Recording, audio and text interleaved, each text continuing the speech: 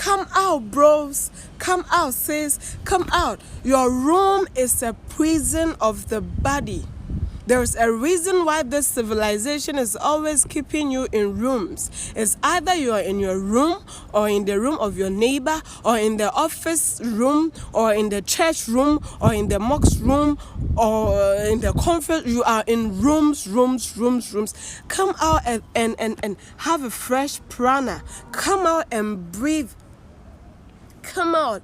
Come and witness the birds flying in the skies. In freedom, it's so beautiful. You all are locking yourself in rooms consciously and you think it's normal. That is why you are trying to build these mansions everywhere, putting your false identity name label on them, thinking that is the only way a human being is supposed to live, thinking that is the standard of living everybody is supposed to be. That is why you are not connected to nature, because you are not in her. There is no bond between you and her. You are always in your room trying to sleep every sun that enters there when you are from it. You are in your room with your aces, with your fans, with your televisions, with your GMO food. The room is killing us. Sedimentary lifestyle is the causes of most chronic disease that we go through. Your body is supposed to be heated. Your body is supposed to be grounded in nature. If you doubt me, this week I challenge you to spend time with nature. It's either you're in your room, the prison of the room, in the room of your neighbor, in your office room, in your conference room, in your church and mosque room. You are not room-oriented. You are free. You're supposed to ground yourself on the earth. Because she heals you, she absorbs all this negative radiations that we are getting from these AI devices. You just take a walk, barefoot walk. You can even take a naked walk in the forest once. You see the freedom you get in your mind. They get out wearing clothes because they want us to think we are the body. So everybody keep on wearing clothes to cover themselves. Well, I'm not trying to say walk naked. I'm trying to say it's a fucking damn program, man. Connect with the nature, because that's the only way you can feel her. That's the only way you can bond with her.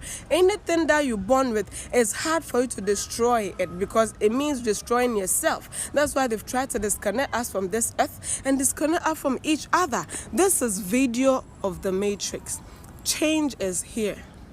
And we are in the change. But once a while, we visit you in here to try to wake you up. I love you. Peace, love, and light.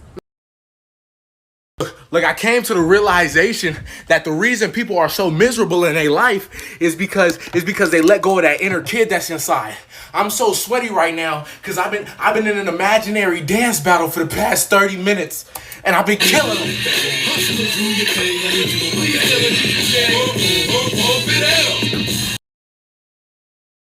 If I had $1 for every time someone asked me who's going to pay their bills after a spiritual awakening, I would have $12.50. So many people think that having a spiritual awakening means you're just going to sit around and veg out the rest of your life. But you are here to experience this life in a unique and beautiful way that's meant just for you. The thing is to do it without the programmed mind getting in the way. Then and only then can you fully see what this life is all about. And when the consciousness shifts away from the mind and into the heart, you wake up to this reality. Then you are no longer just a robot performing the duty of the programmed mind. You are now fully in the flow in each and every moment. In that, you're naturally going to work, play, have relationships, read, eat, travel, create, whatever comes natural and beautiful to you. So who's going to pay your bills after a spiritual awakening? You are. But there's going to be so much love and light in what you do. You won't hate your job anymore because you're naturally guided to what it is you're supposed to do. This is something the mind can never figure out, but the heart already knows. Namaste. In this video, I'll explain what and how to understand the present moment. If you asked a bird what time it is, they would be puzzled because, well, it's right now, they would say. This is because the past and the future are not real. Why? Time doesn't actually exist, it's a man-made concept. If I traveled to 2050, I wouldn't be in the future, I would be in the present moment. You see, we never actually arrive in the past or the future, therefore they only exist in our heads. If we put your life on a timeline, it would typically look like this: past, present moment, future. What if I relabeled it to memory, present moment, and imagination? This will be the most important thing you'll ever hear, but why? Because your physical reality right now is determined on what you decide to remember from your past and what you decide to envision for yourself in the future. Choose very wisely. Stop playing mental movies from 5 years ago. Stop projecting your mind into the future because you're denying the only thing that is actually real. This present moment, your physical reality right now. All right, this is exactly why days don't even exist, and if you can get rid of days altogether, you're going to be a lot more productive in your life. So days are completely made up. You call them Monday, Tuesday, Wednesday, Thursday, Friday, me. You have all these days that you're looking forward to or not looking forward to. But when you understand that the 7-day calendar is nothing but a trap to keep you enslaved, then you actually start freeing your mind a little bit more. And I do this all the time. I don't look at days by Monday, Tuesday, Wednesday because every day is shaded. Every day is tinted. So a lot of people will be like, oh, I don't want to do anything today because it's Sunday. Oh, it's Monday. I got to be depressed. And so the word itself is just a day, Monday or Tuesday, but it's actually a representation of a bunch of emotional and habitual patterns that we go through. So if you can look at it for what it actually is, which is every single day is a brand new day for the universe. Everything in the universe is experiencing this brand new day together. The first time it's ever been here. No one's ever experienced this brand new day before. It's literally brand new each and every day. But you don't realize that because you're like, oh, it's Tuesday. Well, no, in terms of the universe, it's a brand new fucking opportunity. But once you eliminate the days and live every single day just as a day, a brand new day, instead of putting yourself in these same patterns, you start to free yourself and free your mind. The biggest cheat code to this game we call life is realizing that time is not real. All pain and suffering is caused by the belief in time and the mind tricking you into thinking it is a thing. Your ego, your mind cannot survive if it does not believe in future and past. So it will create stories in predicting the future and creating guilt and shame for events in the past or praise to keep itself moving and alive and in control of who you really are. So let me ask you a question. When was there ever a moment that wasn't right now? It's so simple, but when were you not in a conscious state where it was here and now? All these memories that you have in your head are simply a catalog of events the brain uses, the mind, the ego, to predict a future. A great survival tool when we're running away from lions, tigers, and bears, but now in a modern world, it creates suffering. The next stage of evolution for us as humans to progress and be happier and more joyful is to realize this truth. How do we do this in a way that can actually be beneficial, and where do we start? We must begin to increase our level of presence and consciousness right now. Part of this means being very conscious of what thoughts are coming to our head inside of this moment. By focusing all your energy on everything happening and those thoughts that pop into your head without your own control, you can see them as a separate entity outside of who you are. Truly ask yourself if you can control what thoughts pop into your head, and this will be a lot more true to you. Ask yourself, what will your next thought be in this moment? And it will come out of nowhere. Did you choose for that thought to come into your head? When we can begin to create that separation between our thoughts and who we believe we are, we can watch them go by without attaching to them. And this is how we dissolve time, because time is only psychological. If you ask a tree what time it is, or a flower, or a mountain, it would have no concept of time because there is no mind there. So the very thing that has got us to this amazing modern society is the very thing holding us back for our next stage in evolution. Realizing that you are a part of this moment and everything in it. And the part of you, the mind that is labeling and creating predictions for the future and thinking back to the past, is only a survival mechanism that consciousness, this whole creation, is created to get to a better point where it can express itself more. When we dissolve this idea of time and put all our attention into this moment, the joyous feeling of connection and love and peace comes throughout us, and we can maneuver our lives a lot easier. Let go of time and let go of suffering. Peace, love. Most people on your planet at this time think of themselves as the product of what has happened to them in the past.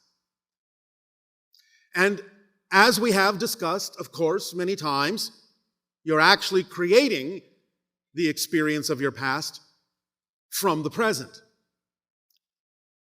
As you define yourself in the moment, of course, you create a different past that makes linear sense, space-time sense, for the person that you have changed yourself to be in the moment, creating a past that makes sense in terms of what you would have to have been in order to become who you are.